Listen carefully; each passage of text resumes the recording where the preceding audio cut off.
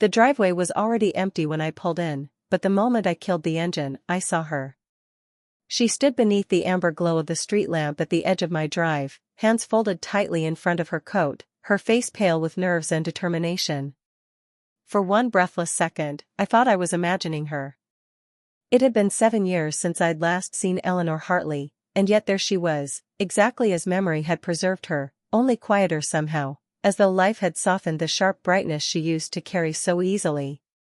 When I opened the car door, she stepped forward and whispered, her voice trembling in the still evening air, "I've been waiting out here for an hour." The words struck me harder than they should have. Not because of what they meant, but because Eleanor Hartley had never waited for anyone in her life. At school she had been the girl everyone noticed without trying, the sort who smiled and rooms shifted to meet her. She had been captain of the debate team, first violin in the youth orchestra, and somehow still kind to people who had nothing to offer her. Especially to me. I had been the awkward scholarship boy with second-hand shoes and a stammer that worsened whenever anyone looked directly at me. And Eleanor had been the only person who ever waited for me after class when my speech tangled itself into silence. Now here she stood in my driveway on a quiet Thursday evening, waiting again. "Eleanor?" I managed. She gave a small, uncertain smile. "Hello, Thomas." Hearing my name in her voice brought back years I had carefully boxed away. University, jobs, moving cities, losing touch with nearly everyone from school, it all seemed to fold inward until I was 17 again, standing in a corridor while Eleanor Hartley patiently listened to me finish a sentence no one else had time for. I stepped fully out of the car. "What are you doing here?" Her smile faltered. "I know this is strange. I know I should have called, or written, or done literally anything that normal people do before appearing at someone's house after dark." "You're not after dark. It's 6:30. She laughed softly, and some of the old warmth returned to her face. "That sounds exactly like something you'd say." For a moment neither of us moved. Then I noticed how tightly she gripped the strap of her handbag, how tired her eyes looked despite her smile. Something was wrong. "Come inside," I said. Relief crossed her expression so quickly it hurt to see. "Thank you." I led her into the house, a modest brick place at the edge of Canterbury, quiet and practical, chosen because it was affordable and near the primary school where I taught Year 5. It wasn't much, but it was home. Eleanor paused just inside the hallway as though uncertain whether she belonged there. "You've made this lovely," she said. "It's mostly flat-pack furniture and poor decisions." Her laugh came easier this time. "It feels peaceful." I took her coat and hung it by the door before leading her into the kitchen. "Tea?" "Yes, please." That, too, felt familiar. At school Eleanor had always drunk tea while everyone else demanded fizzy drinks and coffee they pretended to like. As the kettle boiled, silence settled between us, not awkward exactly, but heavy with all the years we had not spoken. I finally turned to face her. "What's happened?" Her fingers tightened around the edge of the chair. For a moment I thought she might deny anything was wrong. Instead, she looked straight at me and said, "My father died 3 months ago." The words landed quietly, but their weight filled the room. I remembered Richard Hartley vividly. Tall, formal, impossible not to respect. He had built one of Kent's most successful law firms and expected excellence from everyone around him, especially his daughter. "I'm so sorry," I said. She nodded. "Thank you." I sat opposite her. "Why didn't you tell me?" A faint smile touched her lips. "We haven't spoken in 7 years, Thomas. It would have been rather odd to ring and say, 'Hello, sorry we lost touch, by the way my father's dead.'" Fair point. Still, the distance suddenly felt foolish and unnecessary. "What happened?" "His heart. Very sudden." "I'm sorry." She looked down at her hands. "He left me something." I waited. "A letter." That surprised me. "Your father wrote letters?" "He only wrote when something mattered deeply enough that speaking wasn't sufficient." She reached into her bag and withdrew an envelope, worn at the edges from handling. My solicitor gave it to me after the funeral. It was written 6 months before he died. Carefully, she slid it across the table. On the front, in precise black ink, were the words. For Eleanor. When you are finally ready. I looked up. You want me to read this? No. I've already read it. Then? Her composure cracked slightly. He told me to find you. I stared at her. What? She gave a shaky breath. He wrote that if I was reading the letter, then life had likely taught me what he'd failed to teach me himself. He said pride had cost our family too much already, and that if I wanted a life built on love rather than achievement, I should find Thomas Whitaker and tell him the truth. The kitchen seemed to tilt around me. What truth? Tears shone suddenly in her eyes. That I loved you. The words struck with such force I forgot how to breathe. She laughed once, a broken, embarrassed sound, and brushed quickly at her face. There. It's absurd now, isn't it? 7 years too late and sounding like a tragic film script. I could not speak. Not because of disbelief. Because some part of me had known. Long ago, before caution and class difference and fear had convinced me otherwise, there had been moments. Lingering glances. Small kindnesses.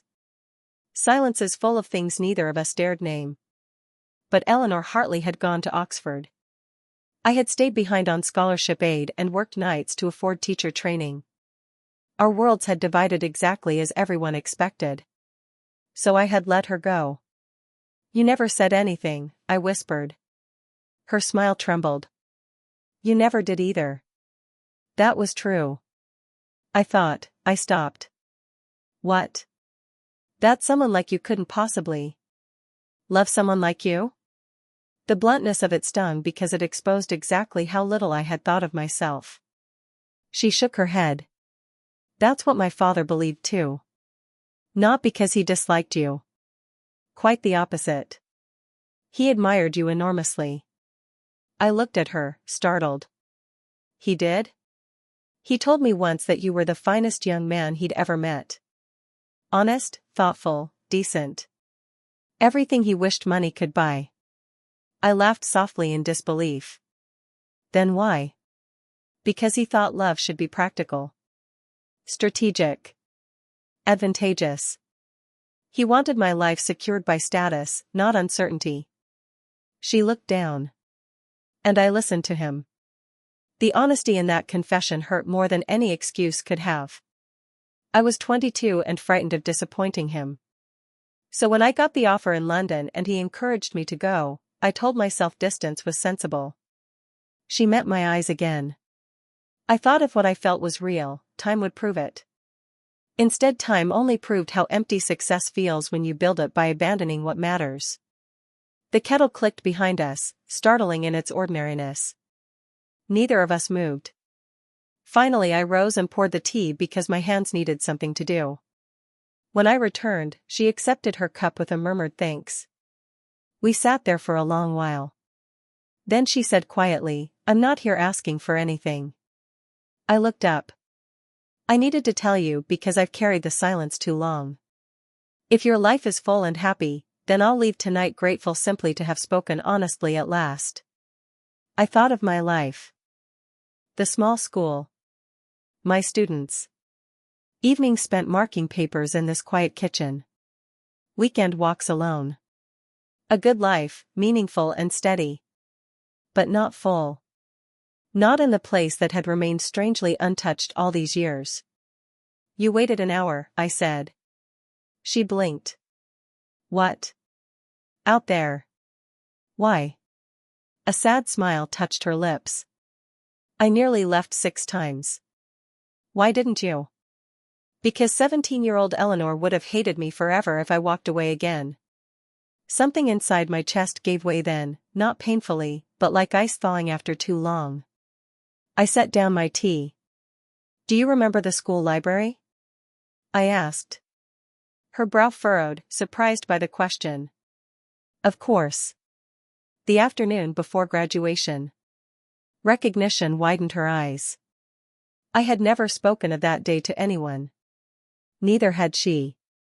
The library had been empty except for us. Sunlight through tall windows, dust turning gold in the air. She had stood close enough that I could smell lavender in her hair. For one impossible second, I had thought she might kiss me. Instead, the bell rang. And neither of us moved.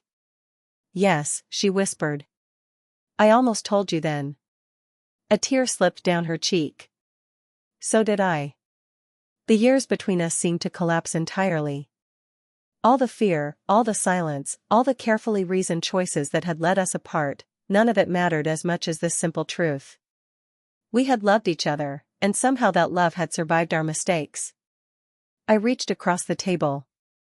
Slowly, as if afraid the moment might break, she placed her hand in mine. It was warm and trembling.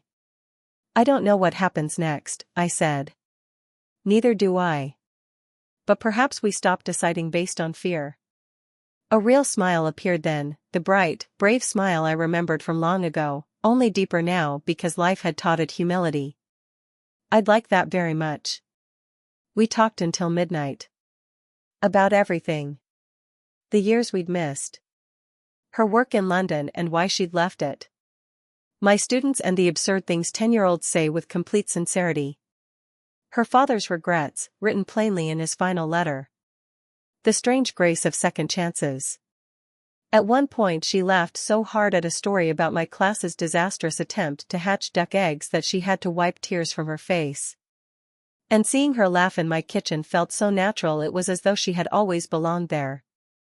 When the clock finally struck 12, she glanced at it and startled. Oh heavens! You can stay, if you'd like. The words escaped before caution could stop them. Her expression softened. Not assumption. Not pressure. Only understanding. In the guest room? She asked gently. I laughed. Yes, obviously. I'm still Thomas Whitaker. Good, she said. I rather hoped so. The next morning sunlight filled the kitchen while I made toast and tea.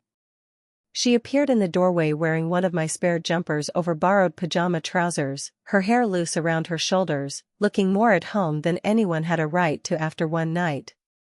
She smiled sleepily. Morning. And in that simple word was no awkwardness, no uncertainty. Only peace. Years later, when people asked how we found each other after so long apart, Eleanor would smile and tell them the truth. I waited in his driveway for an hour. And I would always add, she should have waited 7 years less. We married in the village church 18 months later. My students threw flower petals with catastrophic enthusiasm. Her mother cried through the entire ceremony. Even the vicar lost his place twice because he was smiling too much. At the reception, Eleanor placed her father's final letter beneath our framed wedding photograph. On the back she had written, "Love, when honest, always finds its way home." I still think of that evening sometimes, the amber street lamp, the quiet driveway, the woman waiting with courage enough to tell the truth at last. Life rarely offers perfect timing. More often it offers people willing to return, to wait, to speak honestly despite uncertainty. And perhaps that is even better. Because the most beautiful love stories are not written by those who never lose their way. They are written by those who do, and choose, with kindness and courage, to find their way back.